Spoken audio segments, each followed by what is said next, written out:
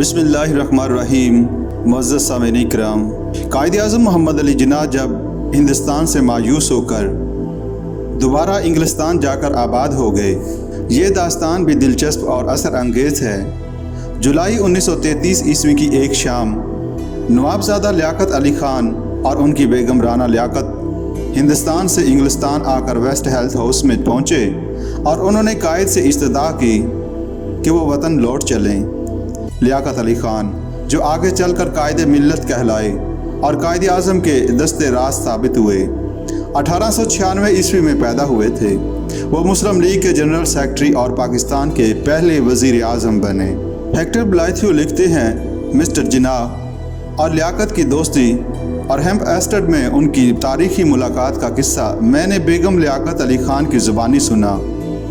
बेगम साहिबा ने उसे यूँ बयान किया, मेरे शोहर और कायद आज़म मोहम्मद अली जिन्ना एक दूसरे को 1928 ईस्वी से जानते थे।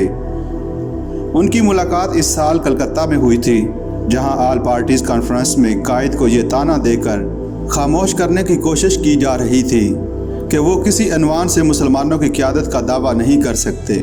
लियाकत उन लोगों में से थे जिन्होंने इस वक्त भी कायद का साथ दिया था। वो हमेशा से कायद के मद्दाह थे। हमारी शादी 1933 ईस्वी के शुरू में हुई और हनीमून मनाने के लिए हमने यूरोप का सफ़र किया। लियाकत को यकीन था कि मिस्टर जिन्ना अब भी मुस्लिम लीग और मुसलमानों को बचा सकते हैं, मगर वो 7 समंदर पार इंग्लिस्तान में बैठे थे और हिंदुस्तान में लोगों का ख्याल था कि जिन्ना अपनी कौम से मायूस हो चुके हैं और अब कभी वापस न आएंगे। लंदन आकर एक दावत में मेरी और लियाकत की मुलाकात मिस्टर जिन्ना से हुई। लियाकत ने मिलते ही मिस्टर जिन्ना से इसरार शुरू किया कि वो वतन लौट चलें। मुझे वो अल्फाज भी याद हैं जो लियाकत ने इस मौके पर इस्तेमाल किए। कौम को किसी ऐसे रहनुमा की ज़रूरत है जो किसी कीमत पर ख़रीदा ना जा सके।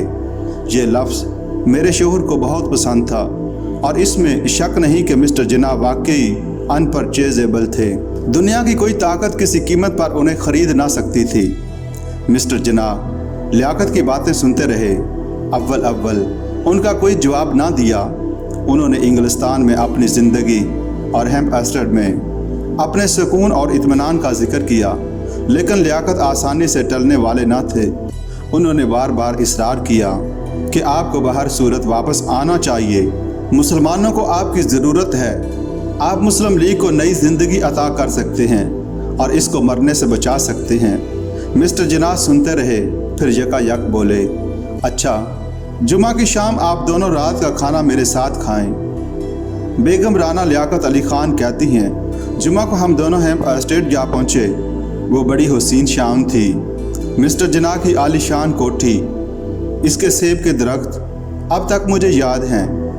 मिस फातिमा जिन्ना अपने भाई के आराम का बहुत ख्याल रखती थीं।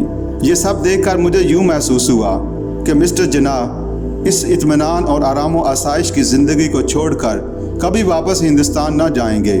खाने के बाद लियाकत ने फिर बहुत ज़ोर देकर मिस्टर जिन्ना से कहा कि हिंदुस्तान के मुसलमानों को आपकी ज़रूरत है और मैं दिल से चाहता हूँ कि आप वापस हिंदुस्तान आ जाएं।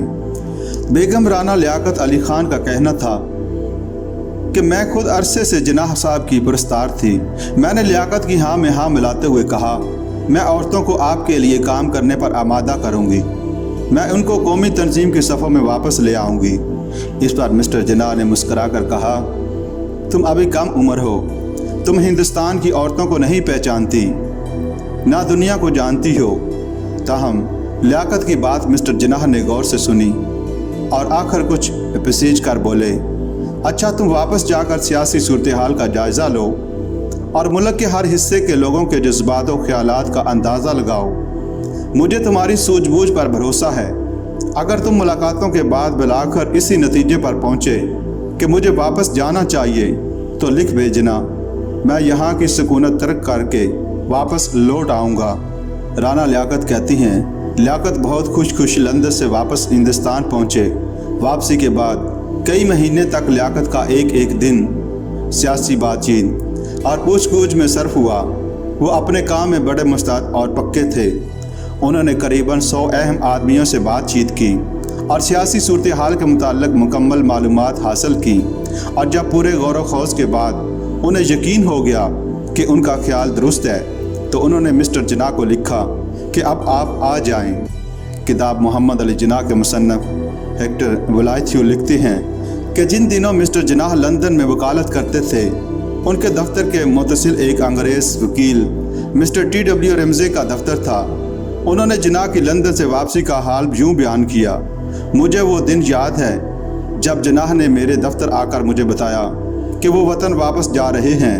ان کے خوبصورت اور شاندار مہاگنی فرنیچر پر بہت سے وکیلوں کی نظر تھی اور وہ اسے خریدنا چاہتے تھے۔ فرنیچر میں مہاگنی کی چند بڑی خوبصورت میزیں بھی تھیں۔ ایک وکیل نے مسٹر جناح سے کہا وہ انہیں خریدنا چاہتا ہے۔ مسٹر جناح نے جواب دیا، مجھے لکڑی کے ان ٹکڑوں سے کوئی دلچسپی نہیں، تم یہ سب لے لو، میں ایک بہت بڑے مقصد کے لیے ہندوستان واپس جا رہا ہوں۔ اس طرح قائد اعظم واپس ہندوستان آ گئے اور پاکستان کے لیے تاریخی جدوجہد کا آغاز کیا۔